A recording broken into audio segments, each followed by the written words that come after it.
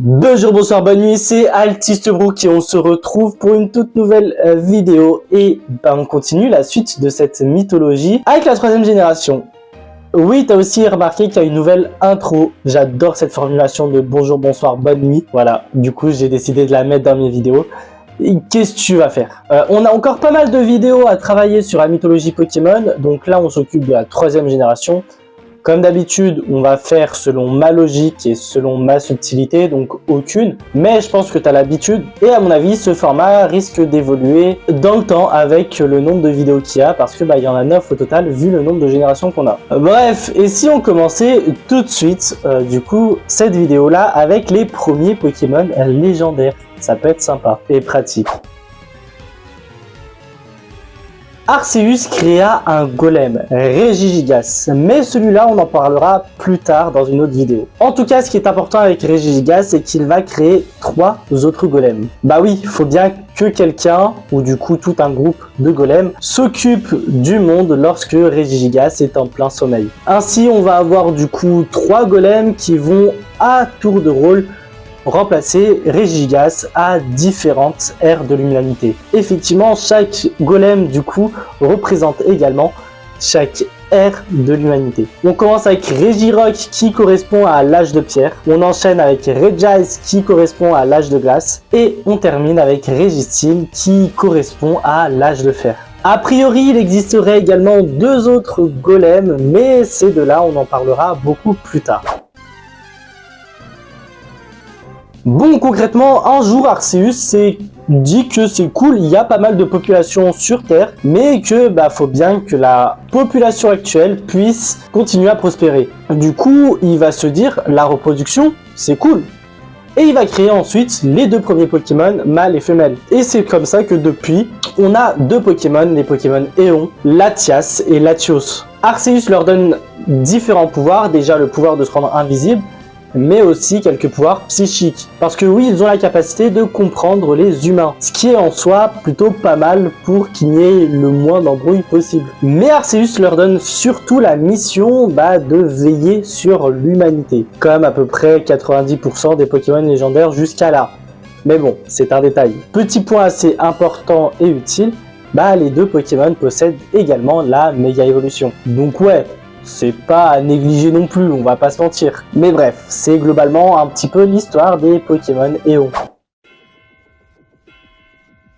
Bon, Mew, Jirachi et leurs 3 compères, je vous laisse aller voir qui est-ce que ce sont dans les vidéos sur la première génération et la deuxième génération. Mew, Jirachi et leurs 3 compagnons ont créé 3 titans, Rayquaza, Kyogre et Groudon. Ces 3 titans ancestraux ont pour but et pour rôle de façonner le monde tel qu'on le connaît. Mais tout commence avec un désaccord entre Groudon et Kyogre. Oui, ces 2 titans se disputaient la morphologie de la Terre.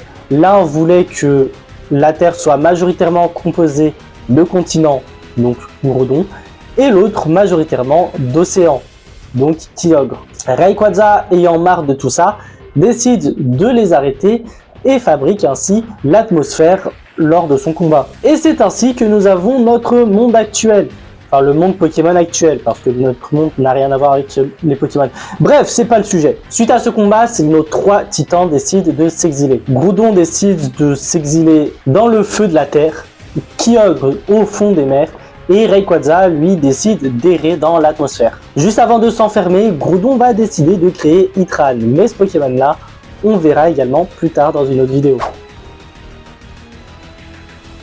Bon, pour Jirachi, on va la faire courte au début. Vous le savez, Jirachi, Mew, Celebi, etc. ont été créés par Arceus, Dialga et Palkia. Ils ont eux-mêmes créé Groudon, Rayquaza, Kyogre, Ho-Oh et Lugia. Et ils représentent les 5 points cardinaux. Bref, ça, c'est fait, c'est la 3e fois que j'en parle.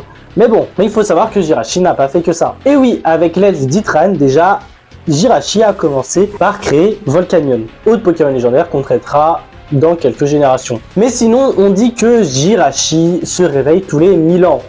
Et oui, on le considère comme un génie millénaire.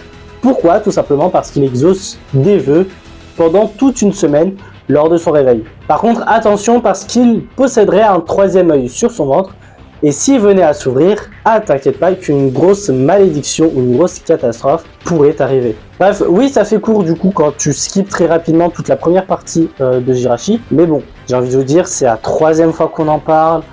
Allez voir les premières et 2e générations parce que je vais pas m'amuser à le faire à chaque fois. Ouh, c'est un gros morceau ça. C'est un très gros morceau.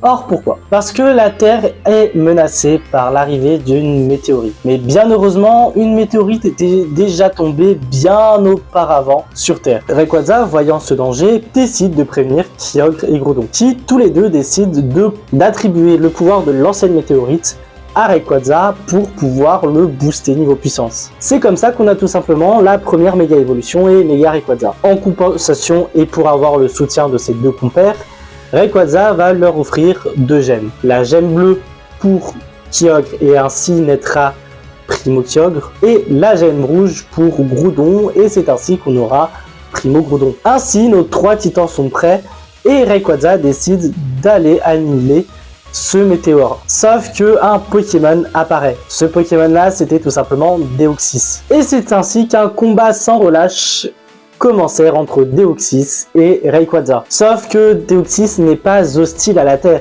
Deoxys recherche seulement un foyer, et en entendant ça, Rayquaza, Groudon et Kyogre décident de demander conseil à Arceus, qui lui n'a rien contre l'arrivée de Deoxys en soi sur la Terre. C'est ainsi que Deoxys peut tout simplement se poser sur la Terre et se réfugier dans son nouveau foyer. Étant reconnaissant là-dessus, Deoxys va demander à Arceus s'il ne serait pas intéressant de démocratiser les méga évolutions et ainsi utiliser le reste de la météorite pour avoir plus de méga évolutions et avoir les méga évolutions qu'on connaît actuellement. C'est ainsi que naît le premier hors Rayquaza, Méga Lucario. Et avec Méga Lucario vient la méga gemme bien sûr. Bon, cette 3e génération a été un sacré morceau, et avant que je vous entende chouiner, puisque j'entends déjà des gens chouiner, non mais Deoxys, ton histoire c'est pas ça, blablabla, blablabla, blablabla.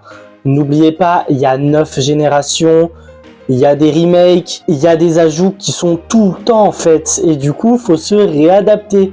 Il y a des choses qui se modifient, mais c'est comme en fait l'histoire. L'histoire de notre monde est constamment en évolution.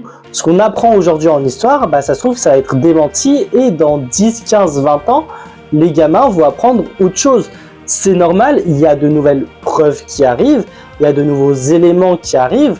Donc Pokémon c'est pareil, avec les remakes, les spin-offs et les nouveaux jeux, les nouvelles générations, bah il y a forcément de nouvelles infos.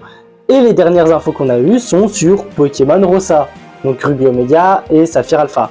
Alors oui, je le conçois, pour certains c'est une dimension alternative, la dimension méga, mais personnellement j'ai pas pris en compte cette dimension-là. Pour moi, on en reste plus ou moins dans une et unique dimension. Bref, pour simplifier la chose. Au moins, vous êtes déjà au courant avant de venir vous plaindre. En tout cas, avant qu'on se quitte, n'hésite pas à me dire dans les commentaires quel est le Pokémon légendaire de la 3e génération que tu préfères. N'hésite pas aussi à faire un petit tour en description pour aller voir un petit peu ce qui se passe sur mes autres réseaux sociaux. Voilà, il y a tout, notamment 2 liens Tipeee avec quelques exclusivités. N'hésite pas à t'abonner pour rejoindre la Vongola Family et activer la petite cloche de notification pour être averti dès que la prochaine vidéo sorte, et notamment plus tard les prochaines mythologies Pokémon. Parce que oui, il en reste pas mal, on en a fait 3, il en reste donc 6. Vu qu'actuellement il y a 9 générations. Et quoi te dire de plus quoi, sinon bah je vais vous laisser, et nous on se retrouve très bientôt. Bref, à plus les brookistes.